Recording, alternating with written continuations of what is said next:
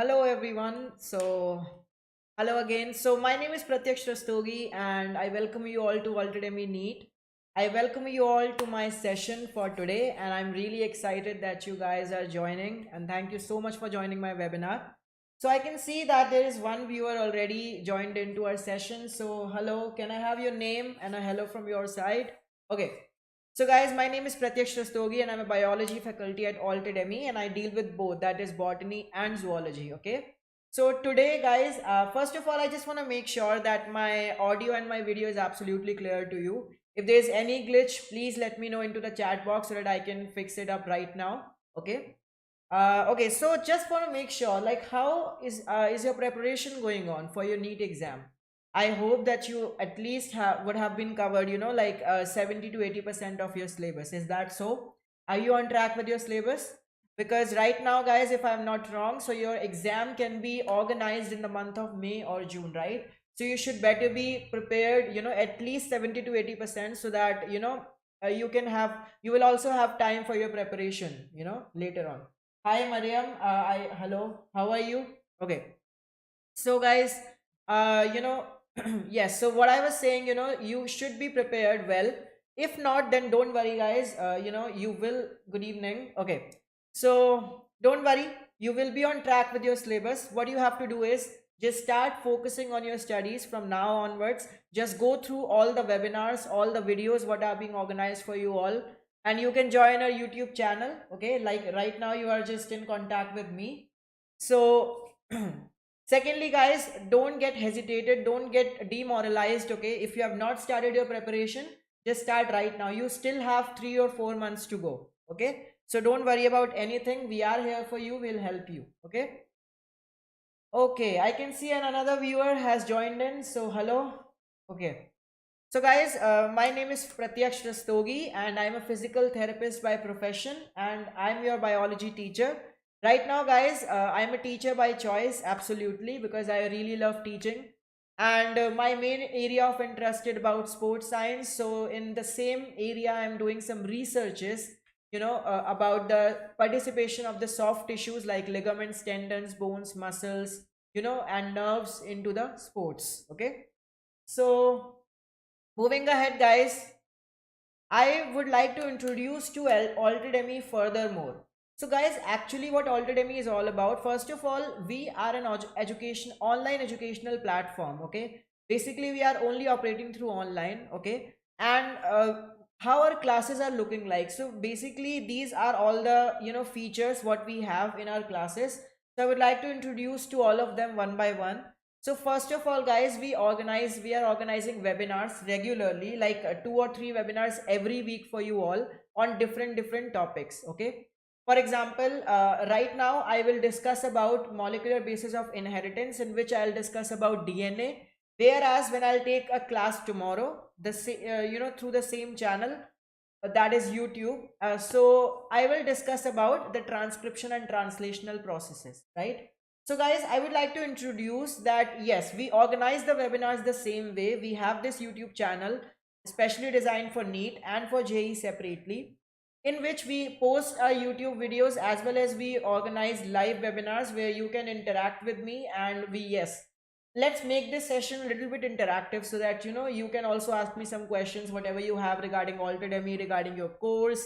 And I am okay. So moving ahead, guys, we also have study materials. So we will be providing you PDFs, and PDF can be easily accessible to you all. You can all open PDFs on your mobile phone, on your laptops, so there will be no hassle. Okay. Then third thing, guys, we discuss all the theory and the numericals whatever related. Like for in biology, the major portion we have is about theory. So yes, you will be having all the access to all the topics, all the concepts. For example, when I'm discussing DNA, so I'll be discussing about every concept related to the DNA, like packaging of DNA, who discovered DNA, when DNA actually was considered as the genetic material. Everything we will be discussing in this session. Then apart from that, guys, we have homework. We also provide homeworks to the students. Like, it's a flipped classroom method. In flipped classroom method, what happens actually is we provide you the study material in advance, like prior to the class. you just go through the study material, then you watch the webinar, you attend the webinar, and after the webinar we provide you a test where you are able to self evaluate yourself. It's a self assessment test where you will attend some questions, and you will be able to know whether you have grasped something from that chapter or not. Okay, and wherever you will lack, you will be able to correct yourself right there and then. What you need to do is just attend this flip classroom method what we are organizing for you all, and you will be good to go. Then last thing what we have is homework check. Yes, so we have our special mentors available for you.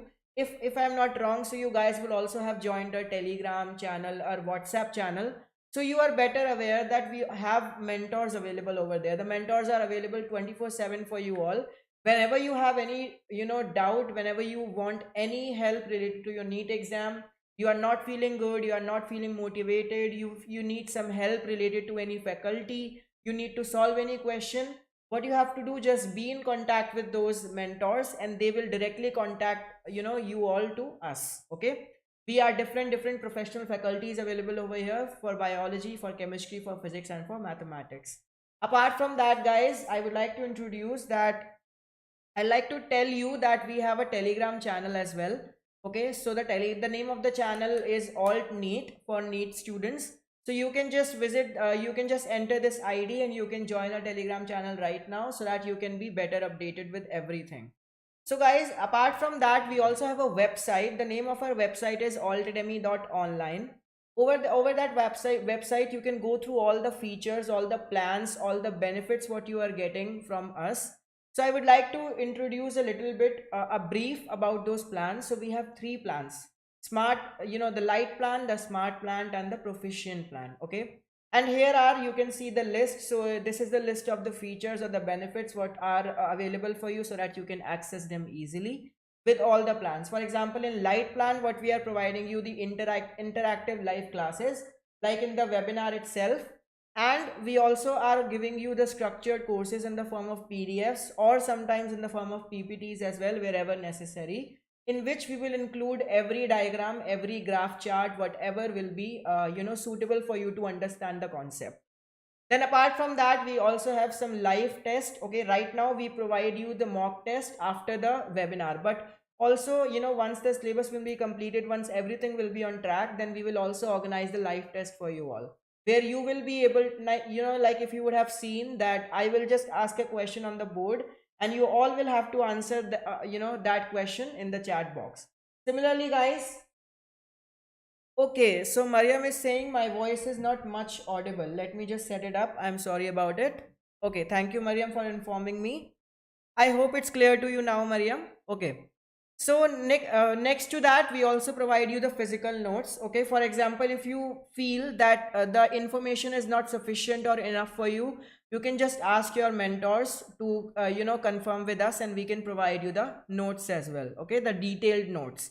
Then when it comes to smart plan, so we additionally apart from the light plan benefits, what we have in smart plan is we also give you live doubt solving sessions. Okay, in which whatever doubts you have, for example, many students get a doubt in physics and chemistry especially. Okay, also in biology, because biology itself consists of a major portion of your NEET exam.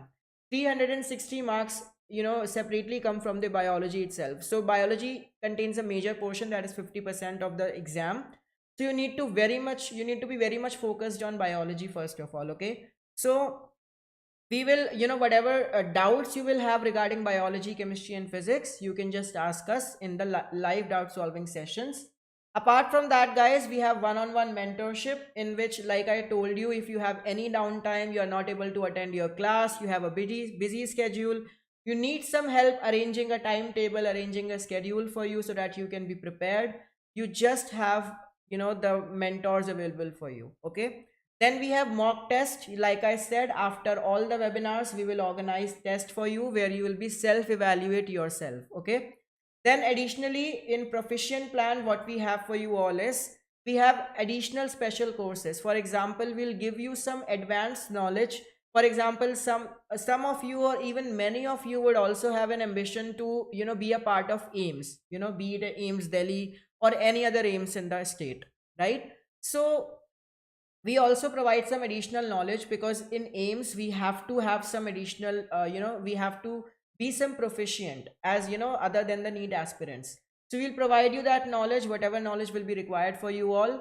Okay, you will be getting all of those features, those benefits, and all those three plans. Okay, so what you can do is, just you can visit our website, which is altademy.online, go through these subscription plans, go through these the benefits what you are availing, and whatever you think that is suitable for you, you can you can easily go with that. First of all, let me tell you one thing: all of the plans what I'm talking about, they all are very economic friendly. Okay, so you don't have to be worried about that you have to pay in a multiple of thousands, you have to pay in lakhs. No, it's not like that. It's very reasonable, it's very economic friendly, so that you all can easily afford that, because we also understand the situation going on right now. Okay, which it is a COVID situation. So yes, okay, so in consideration to that, we have these plans designed for you, so you can just make up your mind accordingly. And Mariam, if you are there, can you please confirm whether my voice is audible now or not clearly? Okay.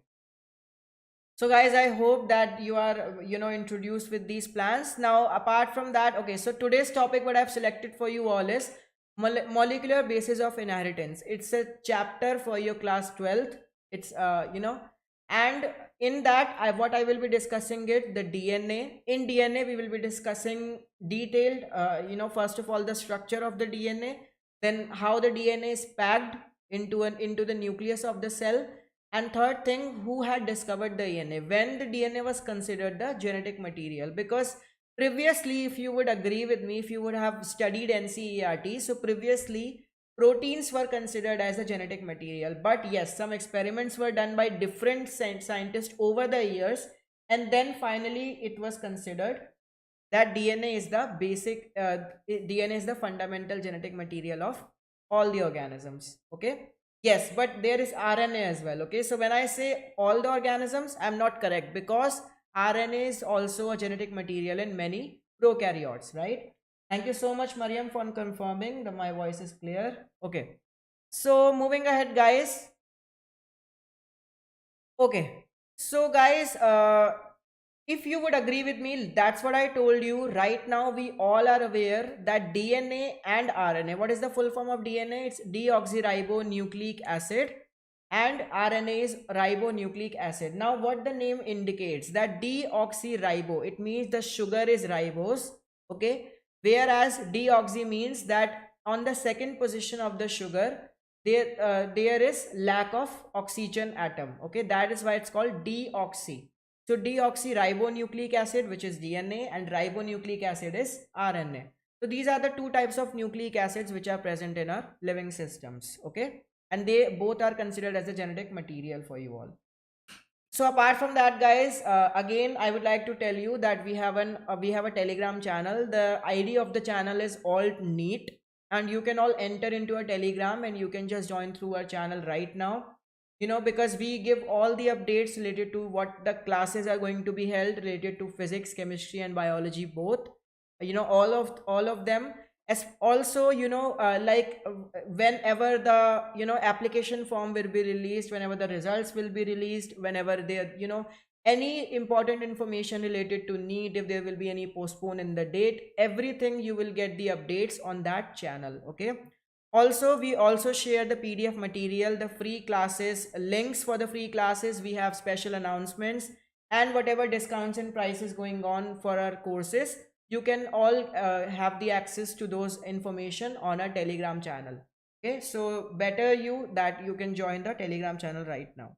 Okay, what you can do is just scan this QR code which is getting displayed on the screen, and you can join through our Telegram channel. Okay. Okay, so guys, continuing our topic for today, which is DNA. So first of all, DNA is the genetic material in most of the organisms. That's true, except some prokaryotic organism in which we have RNA also as a genetic material, right? Now, like RNA, you can found in some viruses. Basically, RNA functions as messenger RNA. Messenger RNA means that RNA helps in the formation of proteins. You would have all studied translational process, the process of translation, in which the messenger RNA gets converted into proteins, right? So RNA can function as messenger RNA, as well as RNA functions as adapter RNA. What is adapter RNA? That RNA which actually adapts some molecule, which attaches some molecule to itself, like a T molecule. If you would have studied that, there is a T-shaped molecule in which RNA has, at one end of the RNA there is an attachment for the another molecule. Okay, so that is called adapter RNA. Whereas in structural RNA, we have that RNA which is present in viruses as the form of genetic material. Okay, and also we have RNA available as a catalytic molecule, in which RNA actually increases the rate of the reaction. That is the function of a catalyst, right? So okay, so guys, we also have a YouTube channel for for NEET and JEE separately. Like for NEET, we have Altademy NEET, so you can just go through our channel. You can subscribe our channel and you can hit on the bell icon, so that you can easily have all the notifications for our classes, and you can join on the classes on time. Okay.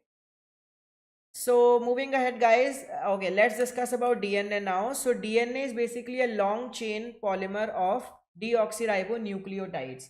So if you agree, if you understand, so we have, first of all, we have nucleoside.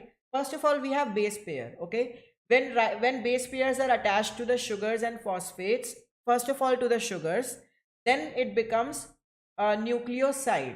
Then a phosphate group is attached, then it becomes a nucleotide. And when multiple nucleotides are attached together by phosphodiester bonds, then what we have is DNA. Let me just explain you the succession again. So first we have base pairs. Okay, then additional to base pairs, if we add sugars, so it will form nucleoside. Okay. Now in that, if we will take base pair, that is BP plus sugar, plus if we add phosphate group as well, then what will we get? We will get nucleotide. Okay, and multiple chain of nucleotide, what forms as DNA, that is deoxyribonucleic acid. The length of the DNA is usually defined as the number of nucleotides. Absolutely, because nucleotide is acting as a monomer over here, and yes, how much ever nucleotide will keep on adding, the length of the DNA will increase. So length of the DNA is directly proportional to the number of nucleotides present. Okay, so this is also a characteristic feature of an organism, because different organisms have different length of the DNA, because they have different number of nucleotides present into it.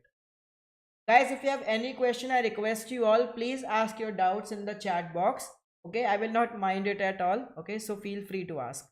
So for example, a bacteriophage is something, a virus, a bacteriophage is something, is a virus which actually attacks a bacteria. Okay, that is called a bacteriophage.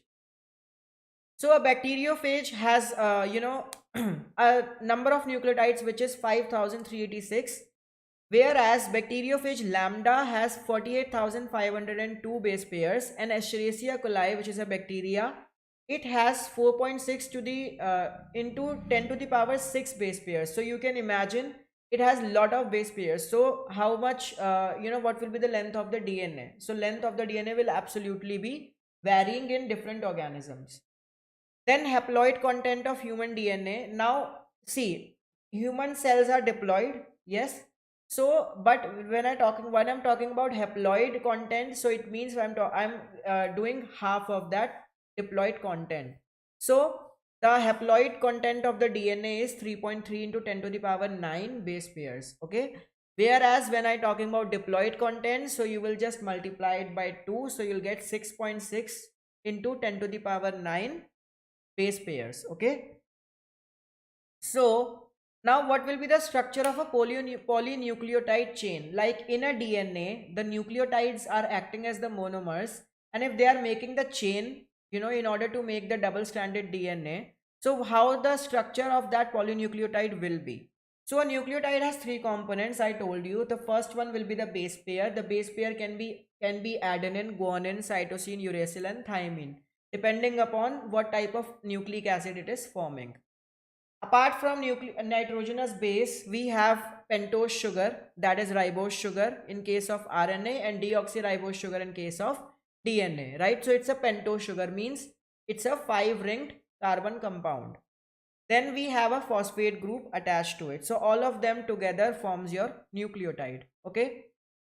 Apart from that, guys, I again would like to tell you something about our main course. So first of all, we organize 90 plus or 100 plus classes for you all. For example, in biology, we have 38 chapters in total, right? So one chapter would at least need 2 or 3 or 4 classes even, right? So we have 100 plus classes for you all, where you can attend our classes in the same way like you are attending on the YouTube channel, and you can get the access to all the classes. Then additionally to that, we have convenient educational platform. Like, you would just agree with me, like these days everybody has an access to YouTube. Those people who have smartphone, it means those people will also run YouTube in their mobile phones, right? So there is no problem that you cannot attend our webinars. You can easily open your YouTube and you can just enter Altademy over there, and you will be joined with us, right? Third thing, we have syllabus which will be designed from the experts from JEE and NEET. Right now, me being a biology faculty, I am responsible for designing the biology study material for you all, so that I make sure that I include everything, be it the special information, be it and I try to include every information in a very concise and very precise way. Okay, so you don't have to rely on the other study material. What you can do is just focus on whatever study material and live webinars are being organized for you all. Then at last, we have doubt solving practice, like I told you earlier as well. In order to get your doubts resolved, what you have to do is just post your doubts onto our Telegram or onto our WhatsApp channel, and yes, you can have the answers right there and then. Okay, based on the faculty timings. Then we have, okay, so there are two types of nitrogenous bases which are available. Nitrogenous bases are nothing but the base pairs only. Okay, so nitrogenous bases means we have two, which is purines and pyrimidines. In purines, we have adenine and guanine. In pyrimidines, we have cytosine, uracil, and thymine. Now there is one very important difference comes over here. The difference is uracil is present in RNA only, whereas thymine is present in DNA. Okay, where cytosine is common for both, that is RNA, and adenine, guanine, and cytosine is you can say cytosine is common for RNA and DNA both. Okay. Okay, now moving on, guys, what we have is cytosine is common, like I said, and thymine is present in DNA only, whereas uracil is present in RNA only. Okay, and uracil actually replaces the place of thymine in the RNA.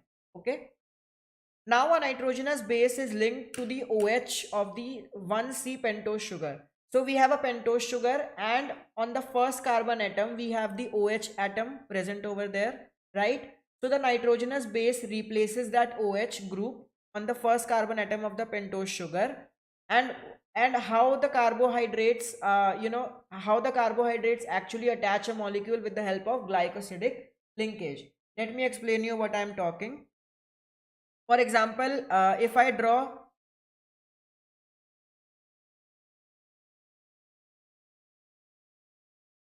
I'm drawing this pentose sugar for you all, okay, 1, 2, 3, 4, 5. So if this, so there will be an OH atom present over here, okay. So this OH atom will be replaced by the nitrogenous base.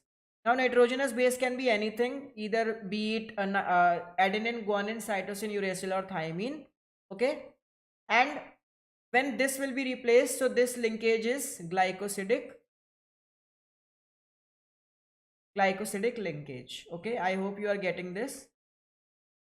Also, guys, apart from that, when a phosphate group is linked to the OH of fifth carbon of the nucleoside, so again I'm drawing a ribose sugar.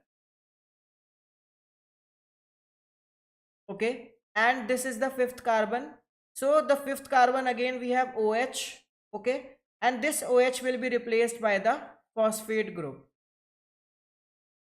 Okay, so this phosphate group will replace this, and the bond which will be formed, the bond will be phosphoester bond. Okay, for phosphate we have phosphoester bond, for carbohydrate we have for nitrogenous base we have glycosidic bond. Okay, So I hope you are getting this. Now moving on, what we have is two nucleotides are linked through 3,3,5 phosphodiester linkage. Now this is what I talked about, how a nucleotide is formed. When one nitrogenous base will attach to the first carbon atom by the glycosidic linkage, and one phosphate group will attach to the fifth carbon atom by phosphoester bond, right?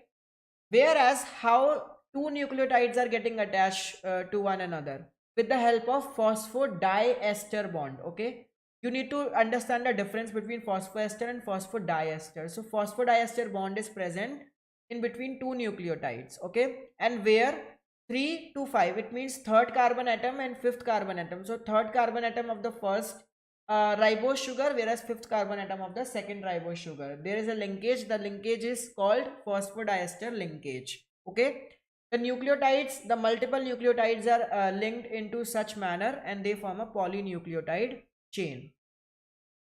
Moving on, we have a polymer thus formed has at one end a free phosphate moiety at 5 end of sugar, which is referred as 5 end of polynucleotide. Now you need to understand that at some point there will be the no more nucleotides will add on, right? So there will be a free end which will remain over there. So one end will be fifth end, whereas another end will be third end. Okay, so you need to understand that because the linkage was in 5 3 or 3 5 positions only.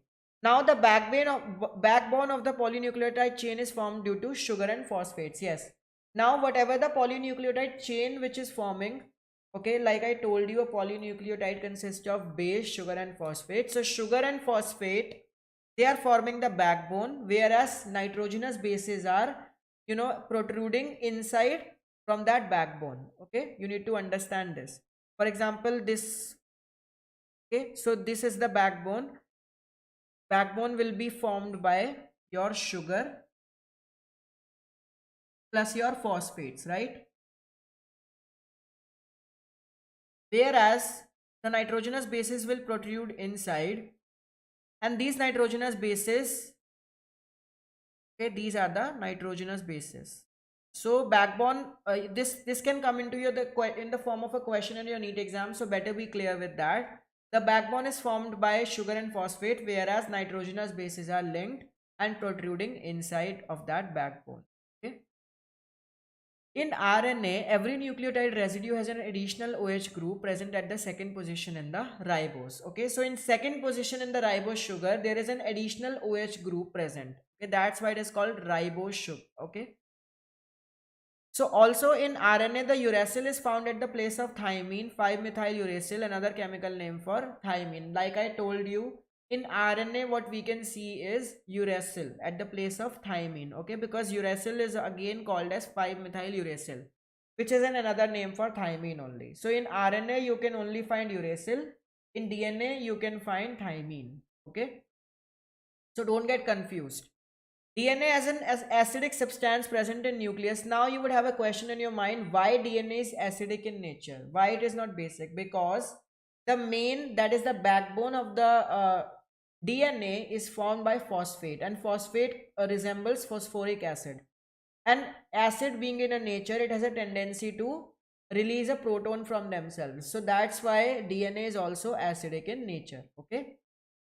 Now DNA is an acidic substance which was present in nucleus. Now presence of DNA in the nucleus was first told by Friedrich Miescher, okay, in 1869, and he named the DNA as nuclein.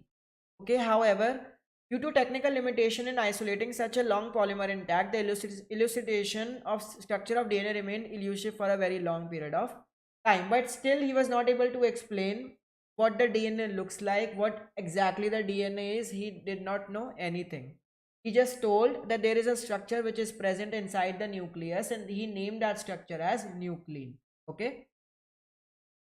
Now moving on, what we have is, it was the only 1953 that James Watson and Francis Crick, based on the X-ray diffraction data produced by Maurice Wilkins and Rosalind Franklin, proposed a very simple but famous double helix model for the structure of DNA. So basically, Watson and Crick, they studied based on the the discoveries or the investigations going on by the scientists called Maurice Wilkins and Rosalind Franklin.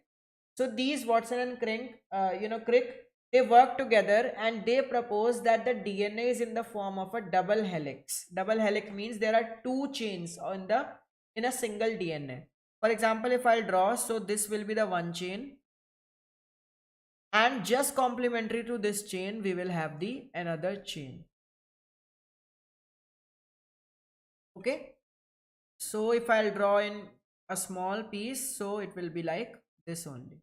Okay, so this will be the one chain, this will be the another, and both the chains will be complementary. That's why we are naming DNA as a double helical structure. Then apart from that, what we have, one of the hallmarks for their proposition was base pairing between two strands of polynucleotide chain.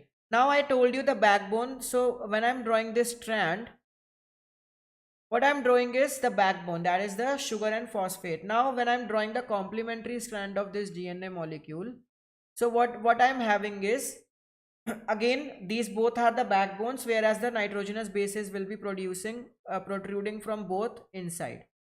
Okay, so they will make the base pairs, they will make the bonds between themselves, and these are the actual responsible nitrogenous base pairing which is keeping both these strands together. Otherwise these strands would separate from one another. Okay, I'll explain you in detail about this concept.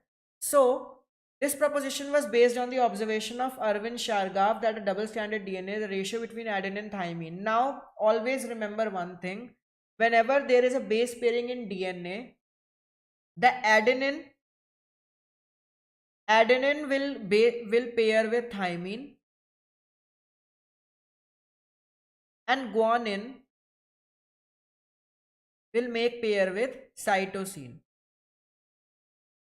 Okay, when I'm talking about thymine, it means I'm talking about DNA, whereas when I'm talking about RNA, it means adenine is base pairing with uracil. Okay, this is what I'm talking about is RNA. Okay, so you need to understand that uracil replaces thymine in RNA. Okay, so that's what I'm talking. So these are the pairs. This is the first base pair, this is the second base pair. They will form bonds together, and then they will keep that double strands of the DNA together. Otherwise both strands will separate from one another. So now again this can come into the form of a question in your NEET exam, that how the DNA strands are, how the DNA strands are linked to one another. So the answer will be nitrogenous base pairing.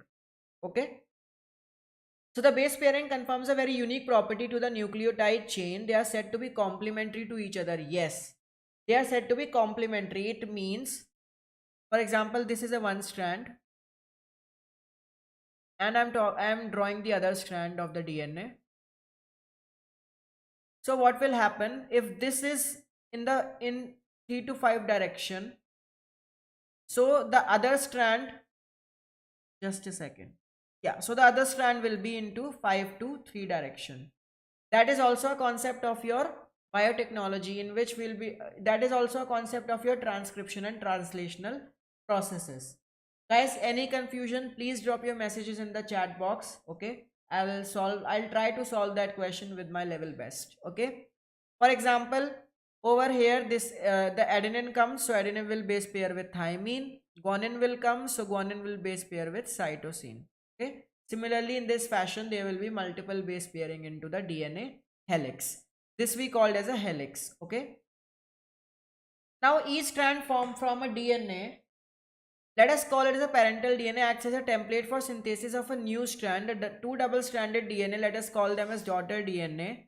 Yes, so they both the strands, they are making DNA, but what we call the one strand separately, that will be called as daughter DNA. Okay, or you can say single stranded DNA, single strand of the DNA. Okay, so it will be identical to the other strand of the DNA. That's why we are calling both the strands are complementary to each other. Okay, if the base pairing is adenine guanine, so in the other we will have thymine cytosine, they both will be complementary to one another.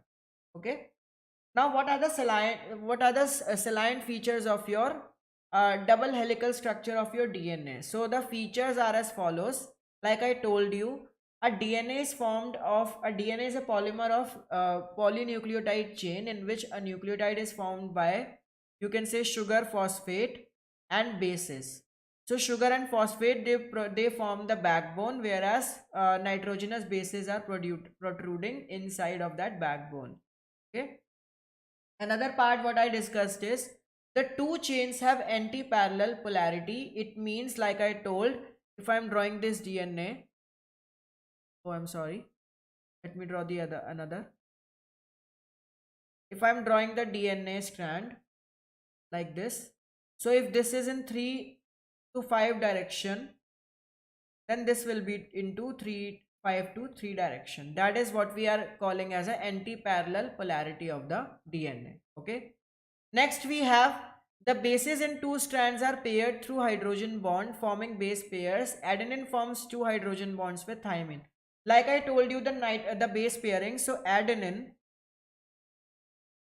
will base pair with thymine. Now the pairing is through the hydrogen bonding. So there is a hydrogen bond which is present in between the two base pairs. So there will be two hydrogen bonds in adenine and thymine. It means two hydrogen bonds are present in between adenine and thymine, whereas when we are bonding guanine with cytosine, so how many hydrogen bonds are present? 3. Okay. So in adenine and thymine bonding, we have two hydrogen bonds, whereas in guanine and cytosine, we have 3 hydrogen bonds. Just remember this. Okay. This is very important again. So you need to remember all these little points, because these points are actually come into the form of a question in your NEET exam. The two chains are coiled in the right-handed fashion.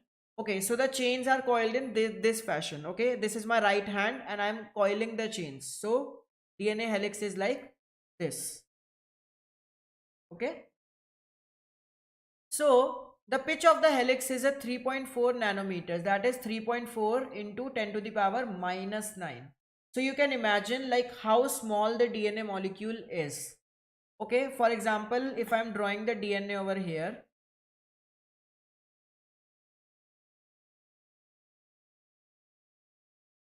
okay, I'm drawing the DNA. So this is a 1 ton, that is from here to here. A full 1 ton will be called as your pitch. Okay, and one pitch of the DNA consists of, the length of the pitch is 3.4 nanometer, that is 3.4 into 10 to the power minus 9 meters.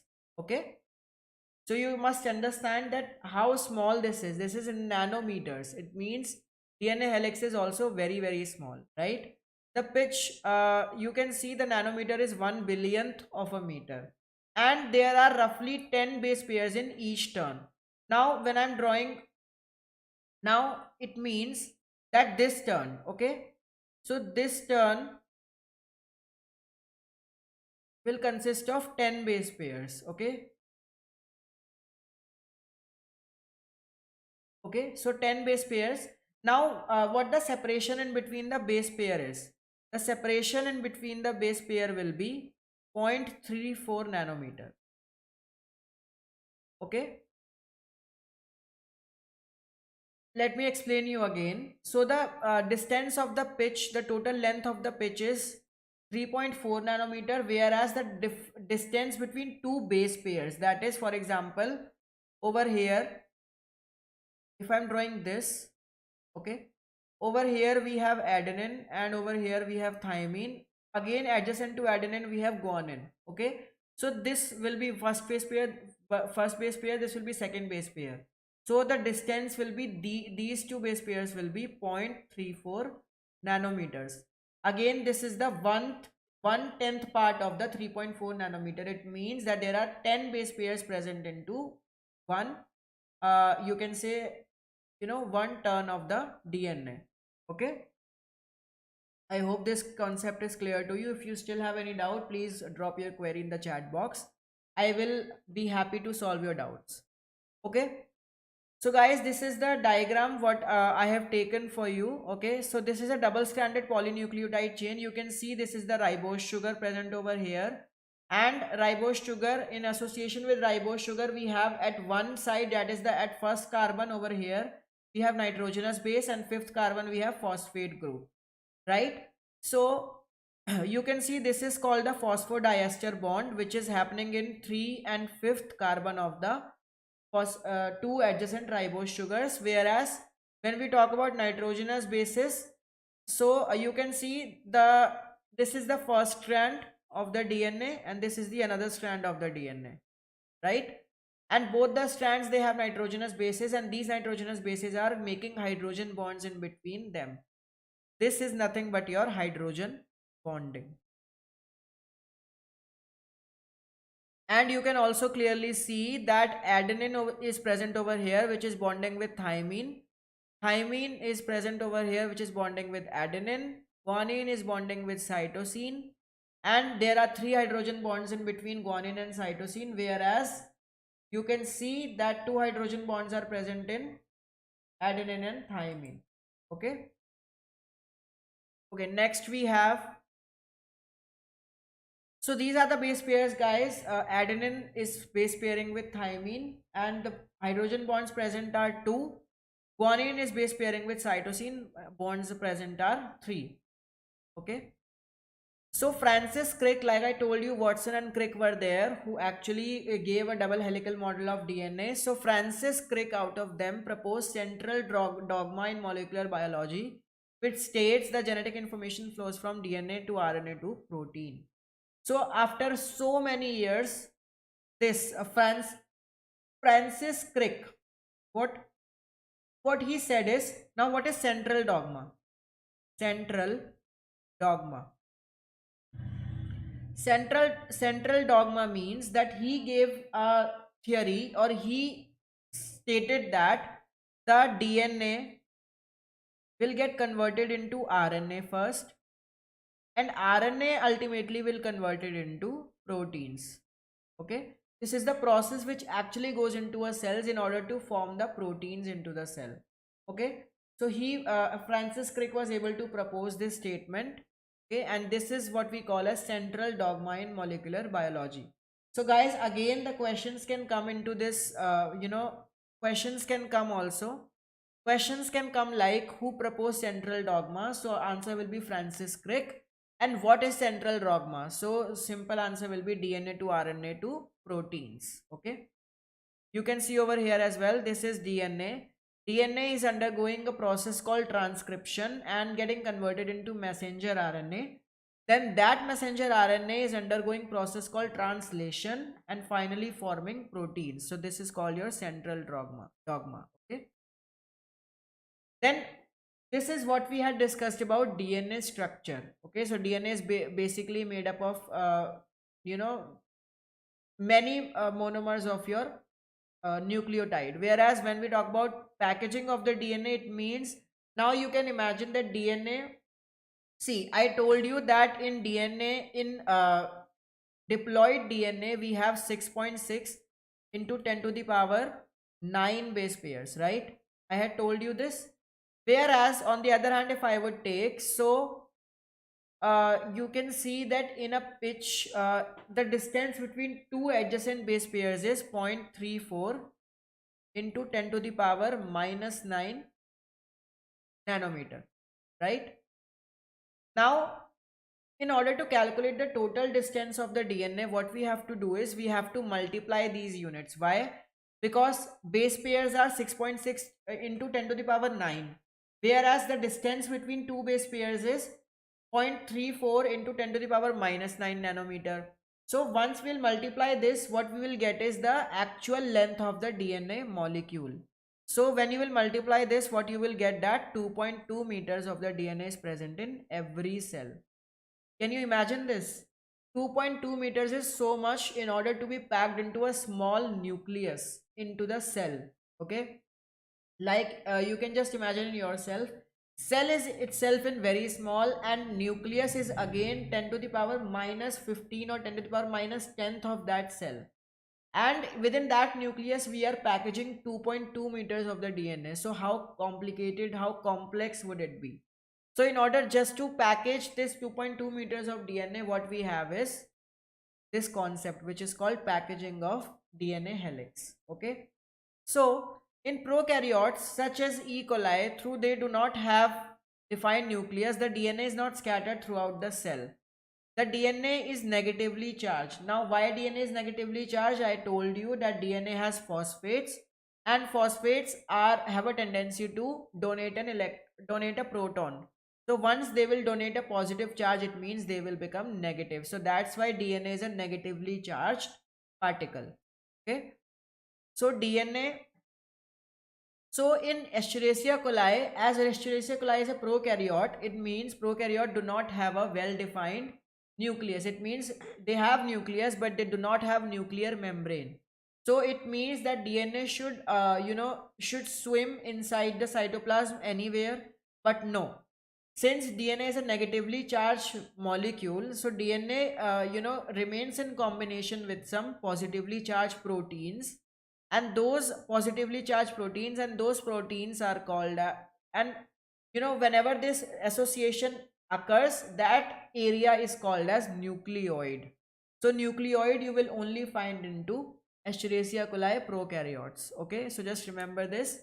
Nucleoid can come as a question, can come as an MCQ in your NEET.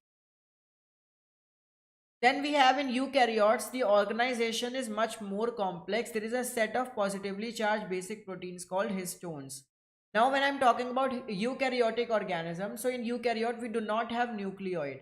We have nuclear membrane, that is a you can say double membranous nucleus. We have nuclear membrane. It means DNA has to be inside the nucleus only. It cannot swim in around the cytoplasm. But the organization will absolutely be more complex, because we have to pack this 2.2 meters of DNA within that small, very small, microscopic nucleus. So how it is, basically again, since DNA is a negatively charged molecule, so DNA remains in association with some positive proteins, and those proteins are called histone proteins. Okay, so how the packaging goes on, the protein acquires a charge depending upon the abundance of amino acids. Now why proteins are positive in nature? Because of the presence of the amino acid residues. Okay, so histones are rich in basic amino acid residues, lysine and arginine. Okay, now histone proteins have amino acids called lysine and arginine. They both are amino acids. You would better know that we have two types, essential, non-essential amino acids. So lysine and arginine are type of amino acids only, and due to their basic behavior, the proteins are basic in nature. So DNA being acidic, whereas histone proteins being basic, they both associate to one another. Now both the amino acid residues, they carry positive charges in their side chains. Histones are organized to form a unit of 8 molecules. Now there are 8 histone proteins which actually combine the whole DNA molecule, and that 8 histone protein formation association is called as histone octamer. Okay, it means there will be one large molecule in which there are 8 different histone proteins, and that molecule will be called as histone octamer. Okay, that histone octamer will be basic in nature, whereas it will be positively charged. So you can better correlate over here. If it's basic in nature and positively charged, so it is contrasting to the DNA nature, because DNA is acidic, whereas negatively charged. So acidic nature also complements the basic, whereas negative charge also complements the positive charge. That's why DNA helix is packed over that histone octamer. Now this negatively charged DNA is wrapped around the positively charged histone octamer. That's what I told. For example, this is a histone octamer. So DNA will be packed around it. Okay, like this. DNA will be packed around it. Now whole formation, this whole formation in which the DNA packs, this will be called as nucleosome.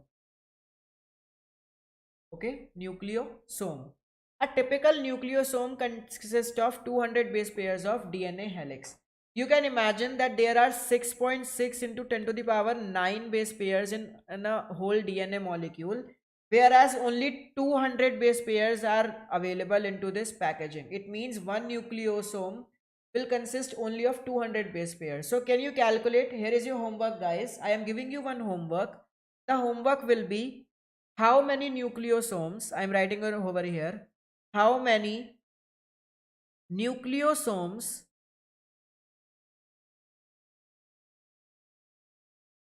are there in order to pack whole DNA molecule. You know that the length of the DNA molecule is 2.2 meters in length, right? So how many nucleosomes will be there in order to pack 2.2 meter of DNA? This is your question. I expect an answer from you all. You can drop your answers in the chat box itself. Okay. Now nucleosomes constitute the repeating unit of a structure in nucleus called chromatin. Now in nucleus we will found chromatin. Chromatin is basically it is colored. You can see the stained colored bodies. In chromatin we have different nucleosomes present, a long chain of nucleosomes. Okay, let me explain once again. There is histone protein. Histone protein, there are 8 histones which is forming histone octamer. That histone octamer is packing around like DNA helix around it, containing only of 200 base pairs into it, and that formation is called as nucleosome. There are several nucleosomes which are in the form of a long chain present into chromatin. Chromatin is present into nucleus. Okay, now you better are able to imagine in yourself how the whole association is going on. Okay, so there are several nucleosomes. All nucleosomes are forming a chain, and once forming a chain, they are present in the form of a chromatin. That is why we called it as chromatin network. Okay, so the nucleosomes in chromatin are seen as beads on string. Beads on string means that it is a string on which nucleosomes are present, and nucleosomes are present in the form of beads. Why beads? Because of the presence of histone octamer. Because histone octamer is spherical in nature, that's why we are naming it as beads on string appearance.